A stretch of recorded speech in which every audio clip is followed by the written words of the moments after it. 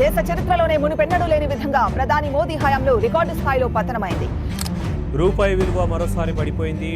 ఆసియాలో అతి వేగంగా దిగజారుతున్న కరెన్సీగా రూపాయి కొత్త రికార్డులు సృష్టిస్తోంది. రూపాయి రోజు రోజుకి బక్క చిక్కిపోతోంది.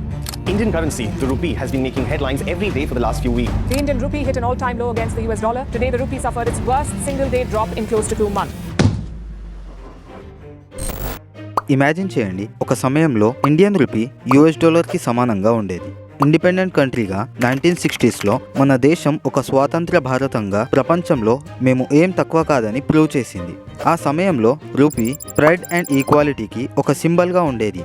కానీ ఇప్పుడు రూపీ వాల్యూ 85 రూపీస్ పర్ డాలర్కి దగ్గరగా పడిపోయింది. అండ్ ఎక్స్పర్ట్స్ గెస్ ప్రకారం 2025 ఇయర్లో 100+ కూడా దాటే ఛాన్సెస్ ఉన్నాయి. ఈ పరిస్థితి ఒక కామన్ సిటిజన్గా మీ అందరికీ అండ్ నాకు కూడా చాలా క్వశ్చన్స్ రేస్ చేస్తుంది. అయితే ఈ వీడియోలో మనం రూపీ యొక్క డౌన్ఫాల్ ఎప్పుడు స్టార్ట్ అయింది, ఒకప్పుడు సమానంగా ఉన్న రూపీ ఎలా ఈ పొజిషన్కి చేరింది, ఈ సిచ్యుయేషన్ రావడానికి మెయిన్ రీజన్స్ ఏంటి, రూపీ యొక్క డౌన్ఫాల్ వల్ల మన లైఫ్ పైన ఎలా ఎఫెక్ట్ పడుతుంది, రూపీ వాల్యూని రికవర్ చేయడానికి మన గవర్నమెంట్ ఏం చేయాలి అనేవి తెలుసుకుందాం. Without any late, let's dive. హిస్టరీలో రూపీ వాల్యూ డివాల్యుయేషన్కి 4 మెయిన్ ఎరాస్ ఉన్నాయి. The first one is 1947 to 1960s independence era. స్వాతంత్రం సాధించిన తర్వాత ఇండియన్ రూపీ ఒక యుఎస్ డాలర్కి సమానంగా ఉండేది. అండ్ ఇండియాలో అప్పుడు లిమిటెడ్ ఫారెన్ ట్రేడ్ ఉండేది మరియు కరెన్సీ స్టెబిలిటీ మెయింటైన్ చేయడం చాలా ఈజీ. గోల్డ్ స్టాండర్డ్ సిస్టమ్ వల్ల రూపీకి స్ట్రాంగ్ బ్యాకప్ ఉండేది.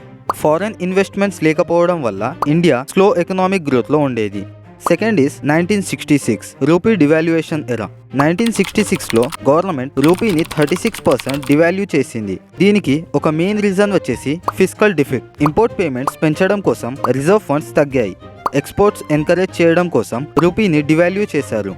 And third is 1991 balance of payments crisis. 1991లో ఫారెన్ ఎక్స్చేంజ్ రిజర్వ్స్ 2 వీక్స్ ఇంపోర్ట్స్కి చాలు అని తగ్గాయి. దీనివల్ల రూపీ మళ్ళీ డివాల్యూ చేసి లిబరలైజేషన్ ఇంట్రడ్యూస్ చేయడం మొదలుపెట్టారు. కానీ రూపీ ఫ్రీ ఫ్లోటింగ్ కరెన్సీ అవ్వగానే మార్కెట్ ఫ్లక్చుయేషన్స్కి వీక్ అయింది. అండ్ దేర్ ఫోర్ రూపీ వాల్యూని ఇంకా వీకెన్ చేశారు. And the fourth is post 1991 developments. 1991 తర్వాత గ్లోబల్ క్రైసిస్ రూపీ మీద హెవీ ఇంపాక్ట్ చేశాయి. 2008 గ్లోబల్ రెసిషన్ వల్ల రూపీ వాల్యూ తగ్గిపోయింది అండ్ ఫారెన్ ఇన్వెస్ట్మెంట్స్ పడిపోయాయి. అండ్ కోవిడ్-19 పాండమిక్ వల్ల ఎక్స్పోర్ట్స్ అండ్ ఇంపోర్ట్ యాక్టివిటీస్ చేయడానికి భయపడ్డారు. And after the covid pandemic రూపీని డివాల్యూట్ చేశారు and imports and exports start చేశారు. ఇది రూపీ యొక్క history.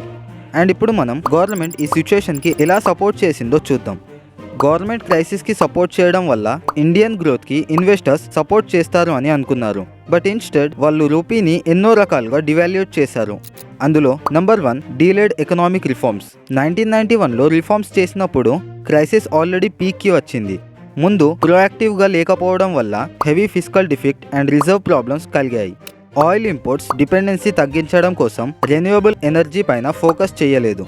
Number 2 weak export policies. India export basket IT and pharma సెక్టార్స్లో లిమిటెడ్గా ఉండేది. మ్యానుఫ్యాక్చరింగ్ అండ్ అగ్రికల్చర్ ఎక్స్పోర్ట్కి ప్రత్యేక ఇన్సెంటివ్స్ లేకపోవడం వల్ల ఇండియా గ్లోబల్ మార్కెట్లో కాంపిటీట్ చేయలేకపోయింది. Number 3 inadequate fiscal management. Excessive subsidies and populist schemes వల్ల ఎకనామిక్ మీద ప్రెషర్ పడింది. ఆర్థికంగా బలం పెంచడం కోసం లోన్స్ కూడా ఎక్కువ తీసుకున్నారు. అప్పుడు క్లియర్ ఎలొకేషన్ పాలసీ లేకపోవడం వల్ల రిసోర్సెస్ మిస్మేనేజ్ అయ్యాయి. Number 4 over dependency on the dollar. Bilateral trade agreements local కరెన్సీలో ఎస్టాబ్లిష్ చేయలేకపోవడం వల్ల డాలర్ డామినెన్స్ పెరిగింది అండ్ రూపీ ఇంకా వల్నరబుల్గా పడిపోయింది. Number 5 policy reactions to global events. Global financial crisis జరిగినప్పుడు India consistent monetary and fiscal policies తీసుకోలేదు. కోవిడ్-19లో డీలేడ్ స్టిమ్యులస్ వల్ల ఇన్వెస్టర్స్కి భయం పెరిగింది మరియు రూపీకి నెగిటివ్ ఇంపాక్ట్ కూడా పెరిగింది. ఇవి గవర్నమెంట్ వల్ల జరిగిన మిస్టేక్ ఆర్ సపోర్ట్ని పక్కకు పెట్టి గవర్నమెంట్ డైరెక్ట్ కాంట్రిబ్యూషన్ వల్ల రూపీ వాల్యూ ఎన్ని రకాలుగా డౌన్ఫాల్ అయిందో తెలుసుకుందాం. Number 1 trade deficit. ఇండియా ఎక్కువ ఇంపోర్ట్ చేస్తుంది కానీ ఎక్స్పోర్ట్స్ చేయదు. Major imports like crude oil, gold and electronics. దీనివల్ల డాలర్ డిమాండ్ ఎక్కువ అయిపోయింది అండ్ రూపీ వాల్యూ వీకెన్ అయింది. Number 2 capital outflows. Global investors economic or political uncertainty వచ్చినప్పుడు ఇండియన్ మార్కెట్స్ నుండి ఎగ్జిట్ అయ్యి యుఎస్ బాండ్స్ ఆర్ సేఫర్ అసెట్స్కి migrate అవుతారు.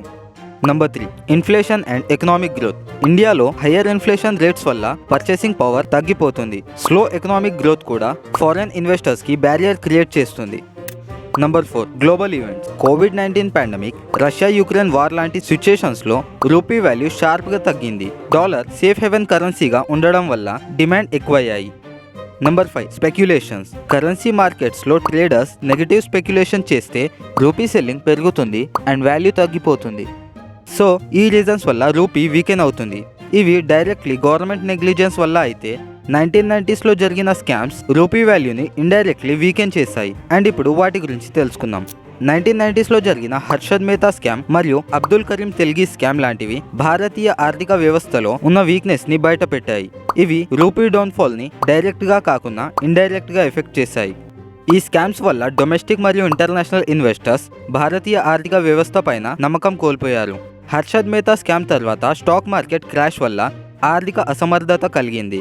And తెల్గి stamp paper scam లాంటివి పబ్లిక్ ఫండ్స్ని అన్నెసెసరీ ఖర్చు చేయడం వల్ల గవర్నమెంట్కి ఇంకా టెన్షన్ పెరిగింది అండ్ ఇండైరెక్ట్గా గవర్నమెంట్ పైన ప్రెషర్ పడింది.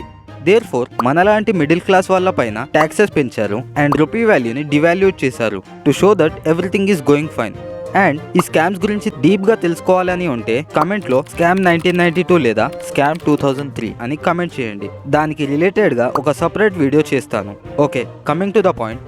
మన ఇండియన్స్ ఇలా ఎఫెక్ట్ చేస్తే ఫారెన్ ప్రెసిడెంట్ డొనాల్డ్ ట్రంప్ యొక్క 3 పాలసీస్ రూపీ మీద ఎలా ప్రభావం చేశాయో చూద్దాం. Number 1 America's first policies. చైనాతో జరిగిన ట్రంప్స్ ట్రేడ్ వార్స్ డాలర్ వాల్యూని స్ట్రెంథెన్ చేశాయి. ఇండియన్ రూపీ అండ్ అదర్ కరెన్సీస్ని వీకర్ చేశాయి. Number 2 interest rate hikes. US federal reserve Trump టర్మ్లో ఇంట్రెస్ట్ రేట్స్ పెంచింది. దీనివల్ల యుఎస్ బాండ్స్కి ఎక్కువ ఇన్వెస్ట్మెంట్స్ వచ్చాయి. ఇండియన్ మార్కెట్స్ నుంచి క్యాపిటల్ అవుట్ఫ్లోస్ పెరిగాయి. Number 3 post 2024 impact. 2024 రీ-ఎలక్షన్ తర్వాత అగ్రెసివ్ ప్రో బిజినెస్ పాలసీస్ డాలర్కి అడిషనల్ స్ట్రెంగ్త్ ఇచ్చాయి అండ్ రూపీకి నెగిటివ్ ఇంపాక్ట్ వచ్చింది. రూపీ డివాల్యుయేషన్లో మన ఇండియన్ గవర్నమెంట్ కాంట్రిబ్యూషన్ ఉంది అండ్ ఇండియన్స్ చేసిన స్కామ్స్ కాంట్రిబ్యూషన్ ఉంది అండ్ ఆఖరికి ఫారినర్స్ కాంట్రిబ్యూషన్ కూడా ఉంది. సో రూపీ వాల్యూ తగ్గుతూ పోతుంటే ఏం జరుగుతుందో తెలుసుకుందాం. అండ్ ఇవి మేజర్గా మనలాంటి మిడిల్ క్లాస్ వాళ్ళపైనే ఎఫెక్ట్ చూపిస్తాయి. అందులో first one is costlier imports. Crude oil import expenses పెరిగితే ట్రాన్స్పోర్టేషన్ కాస్ట్ పెరగడంతో పాటు ఫుడ్ అండ్ మ్యానుఫ్యాక్చరింగ్ ప్రోడక్ట్స్ కూడా కాస్ట్లియర్ అవుతాయి. Number 2 impact on middle class lifes. Fuel prices. Petrol diesel prices ఎక్కువ అవడం వల్ల బేసిక్స్ గూడ్స్ కూడా ఎక్స్పెన్సెస్ అవుతాయి. Abroad education. ఫారెన్ స్టూడెంట్స్కి ఎడ్యుకేషన్ ఎక్స్పెన్సెస్ పెరిగిపోతాయి అండ్ లోన్స్ తీసుకుని వెళ్ళే వాళ్ళు హయ్యర్ ఇంట్రెస్ట్ కట్టాల్సి వస్తుంది. Reduced saving. Middle class families ఇన్ఫ్లేషన్తో సేవబుల్ ఇన్కమ్ తగ్గిపోతుంది అండ్ డ్రీమ్స్ అండ్ గోల్స్ని కూడా సాక్రిఫైస్ చేసుకోవాల్సి వస్తుంది. రూపీ యొక్క డౌన్ఫాల్కి ఇన్ని రీజన్స్ ఉన్నాయి, కానీ రూపీని రికవర్ చేయడం గవర్నమెంట్ వల్ల పాసిబుల్ అవుతుందా? అండ్ ఇప్పుడు వాటి గురించి తెలుసుకుందాం. అందులో number 1 is reducing import dependency. Renewable energy promote చేయడం అండ్ క్రూడ్ ఆయిల్ ఇంపోర్ట్స్ తగ్గించడం వల్ల ఇండియన్స్ అండ్ ఇండియా గ్రోత్కి చాలా హెల్ప్ఫుల్ అవుతుంది. మేక్ ఇన్ ఇండియా ఇనిషియేటివ్స్తో లోకల్ మ్యానుఫ్యాక్చరింగ్ పెంచాలి. Number 2 boosting exports. IT, pharma and agriculture ఎక్స్పోర్ట్స్ని డైవర్సిఫై చేయడం అండ్ మార్కెట్ పార్ట్నర్షిప్స్ పెంచడం చాలా అవసరం సో దట్ కాంపిటేటివ్ ప్రైజింగ్తో గ్లోబల్ ఎక్స్పోర్ట్స్ పెంచవచ్చు. Number 3 financial discipline. ఫైనాన్షియల్ డిఫ్లిక్ట్ని కంట్రోల్ చేయడం అండ్ అన్నెసెసరీ సబ్సిడీస్ని రెడ్యూస్ చేయాలి మరియు ఎఫిషియెంట్ టాక్సేషన్ పాలసీస్ని ఇంప్లిమెంట్ చేయాలి. Number 4 reserve management. RBI forex రిజర్వ్స్ని స్ట్రాంగ్గా మెయింటైన్ చేయాలి సో దట్ రూపీ వాల్యూ డౌన్ఫాల్ని మేనేజ్ చేయొచ్చు. Number 5 global partnership. Dollar dependency reduce చేయాలి అండ్ లోకల్ కరెన్సీ ట్రేడ్ అగ్రిమెంట్స్ని పెంచాలి. ఈ స్టెప్స్ ఫాలో అవ్వడం వల్ల చాలా కాకపోయినా కొద్దిగా అయినా రూపీ డివాల్యుయేషన్ని తగ్గించవచ్చు. కానీ ఇది ప్రాబ్లంలా ఫీల్ అవుతున్న మనలాంటి మిడిల్ క్లాస్ వాళ్ళు అనుకుంటే కాదు. ఒక రెస్పాన్సిబిలిటీ తీసుకొని government, business men and investors ముందు వెళ్తే ఆటోమేటికల్లీ చేంజ్ ఎలా రాదో చూడండి.